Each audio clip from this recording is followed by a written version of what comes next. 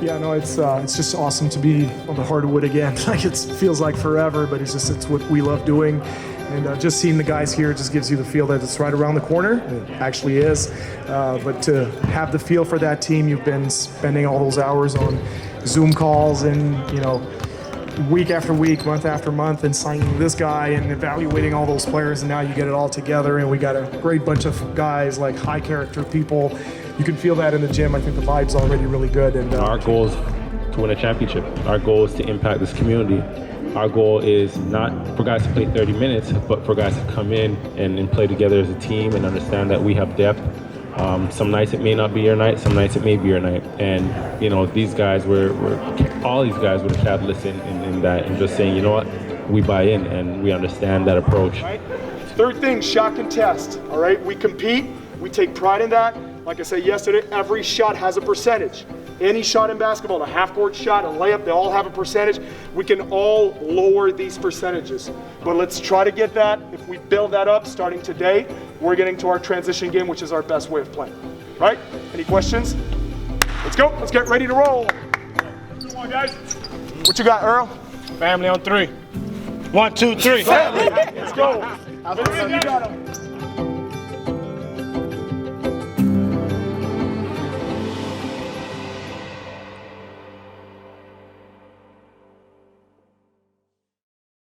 My name is Kadre Gray. I am 23 years old. Hometown is Toronto, Ontario. What was the last piece? Point guard.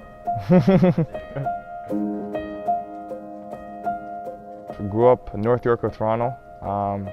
Mom, dad, older brother, older sister, and younger sister. So I'm kind of the middle child.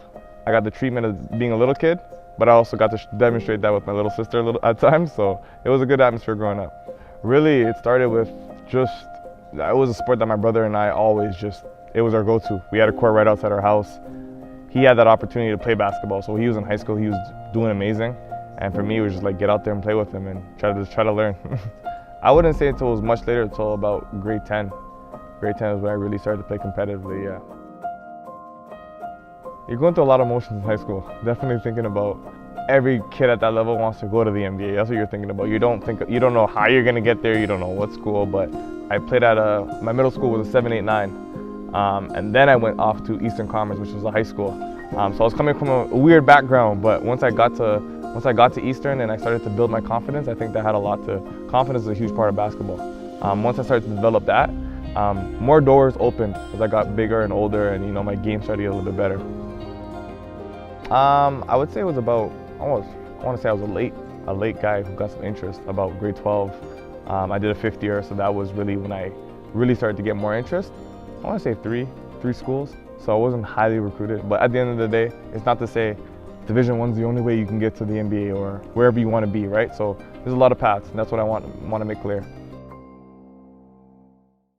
Really, man, I got to start off with Coach Sean Swords, my Laurentian University coach.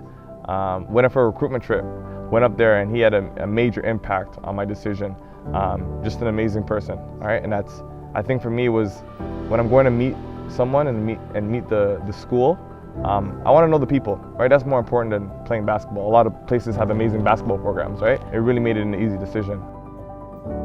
It's never easy to leave home, those first couple months always sting and they hurt. And you're like, was this the right decision? But for me, it was really just embracing myself in the leap of faith that I took.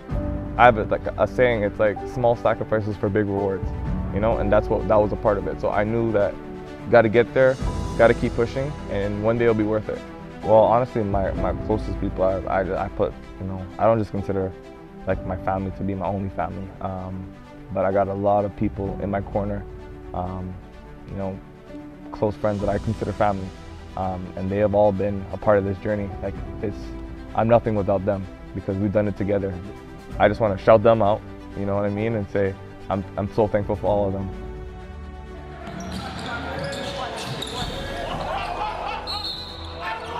We never let our heads grow too big. So for me, if you ask me like when did I know I blew up, I can't answer that question for you.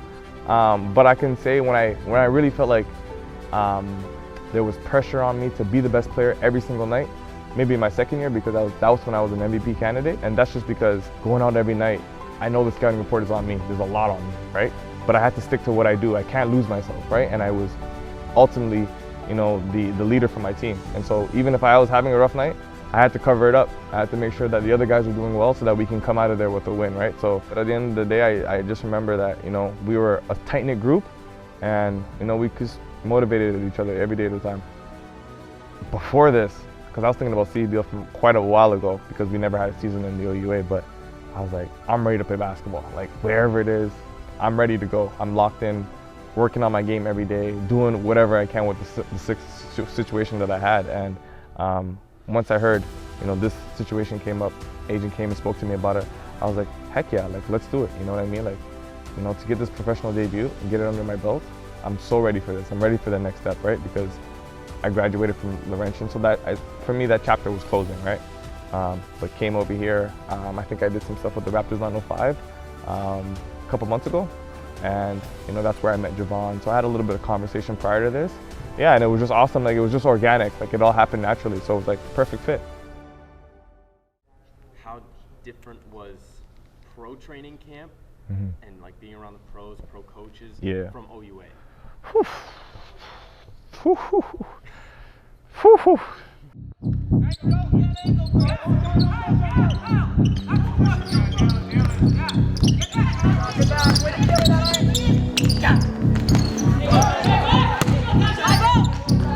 Completely different. The intensity is much higher. Just being among pro guys, for me, when I walked in here, I was like, I just want to come in here and learn as much as I can. Like training camp, 8 days of let's work, let's get better.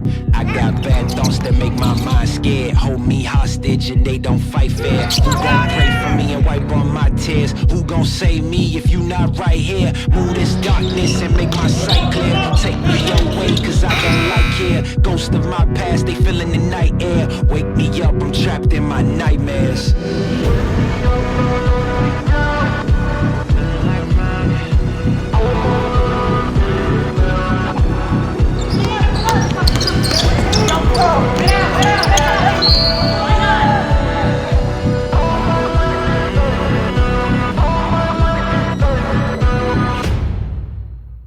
I'm actually quite impressed by, on this first try at playing 5-on-5 full court, how we're able to get shots. So let's just install that mentality right now of trying to get what we want to get, not what the defense is trying to give us.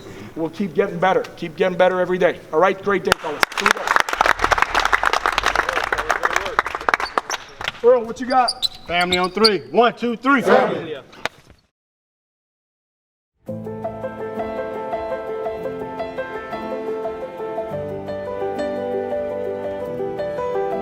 I think there's always pregame jitters, and if there aren't, then you're in the wrong line of work. But we're really excited about the body of work that we put into this point, the staff and team that we've assembled, and we have confidence that we're gonna have a really successful season. Good evening and welcome to TD Place for the Ottawa Blackjacks home opener, their first ever game in the nation's capital, and it is the season opener here in the CEBL this season. This is exciting for Ottawa basketball, for the CEBL, not only the season opener, but the first ever Blackjacks game in Ottawa.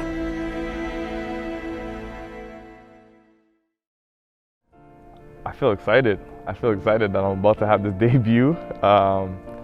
You know, I've been hearing like first pro debut, like what's that gonna be like? And I'm just like, is it gonna be any different? Like I'm gonna go out there and play ball like how I've always been playing ball, you know, enjoy the moment, be excited. Like this is the first step in the direction that you want to go.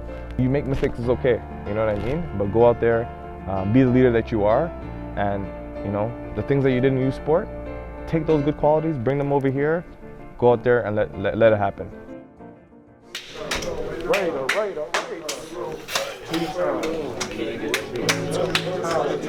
Hey, March 11, 2020.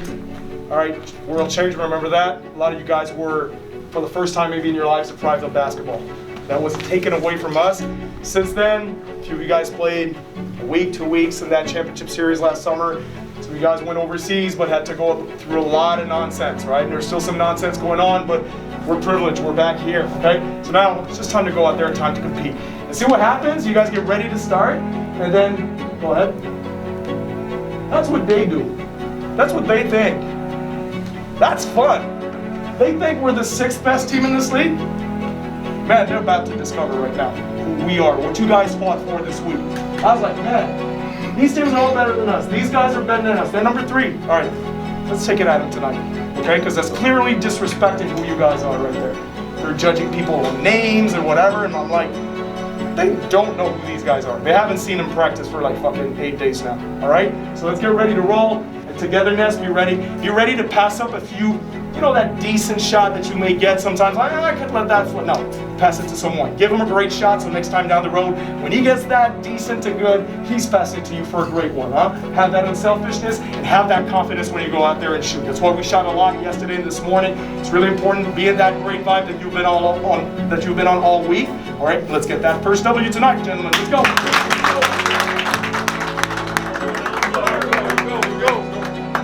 What you got, Earl? Family on 3. 1, 2, 3. Family.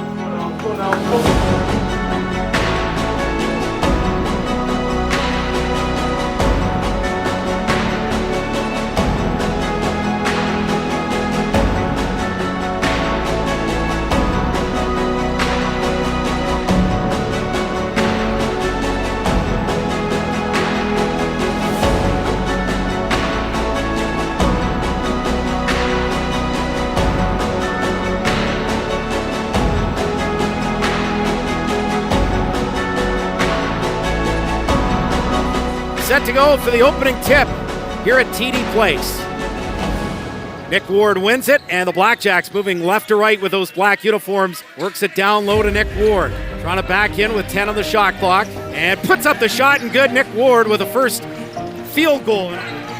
Coming there from Lloyd Pandy. Now a quick 3 at the other side, and it's good. 8 on the shot clock.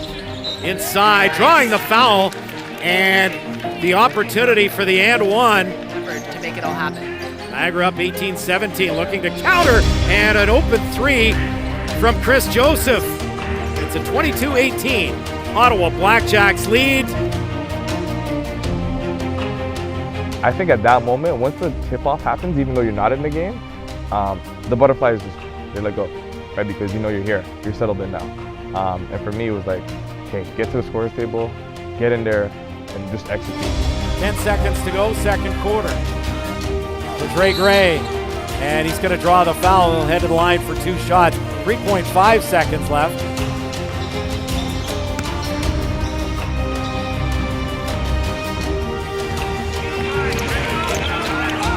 Point in progress.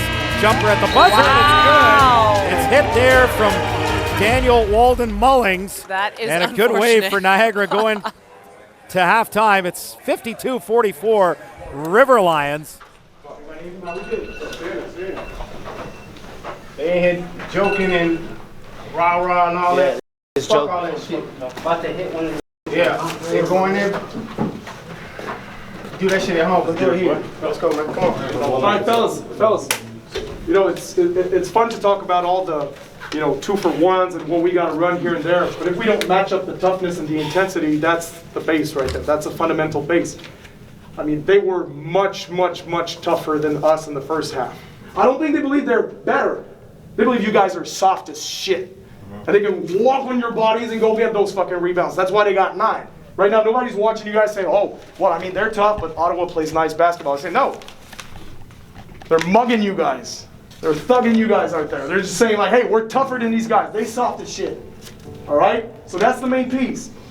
Hey, one coach I played for said, like, in the first half, you got to just punch these motherfuckers. All right? Halftime, we'll make adjustments. All right? That's what they did to us. I didn't think they played pretty basketball, but they just, like, punched you guys in the mouth. You guys tolerated that. But we got to start executing possession after possession and stick to our pillars defensively. That was the only thing we mentioned. Okay? Starts with ball pressure, shot contesting every fucking goddamn shot. All right? And then you go and tag and pursue and go get every goddamn rebound. Let's go. Let's go. Let's go. Come on, man. You see how they're fouling us? Let's go. We got no N1s. They got all kinds of N1s. What you got? Let's go 3. 1, 2, 3. Toughness. Let's go, man. Real tough. Here's Wright. three-pointer good from Kadre Gray, as he's been certainly a spark off the bench for Ottawa tonight. 84-64 the score. The Blackjacks have just got to put together a few plays in the row, defensive and offensive plays in a row. Oh, good putback from Delorier, but I mean, it's great for Niagara. Niagara's taking full advantage, crashing the boards hard, finishing those bunnies inside. Gray from downtown again. He's heating up. He's got 17. It's still a 19-point Niagara lead. Andy to Boucard. Robertson the three, and he hits it. 89-67 Niagara. Target score is 103, so second free throw from Bab Harrison to win it, and it's good. Game over. Niagara 103, Ottawa 77. Jalen Bab Harrison with 8 threes, 30 points, including the game-winning free throw. And the Ottawa Blackjacks' first home game in the books. It's a loss to a very good Niagara River Lions team.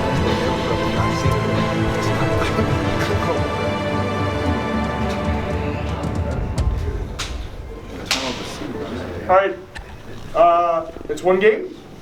It's one game, but we need to be worried a little bit because we got outplayed badly. Effort was nowhere near what they had in store.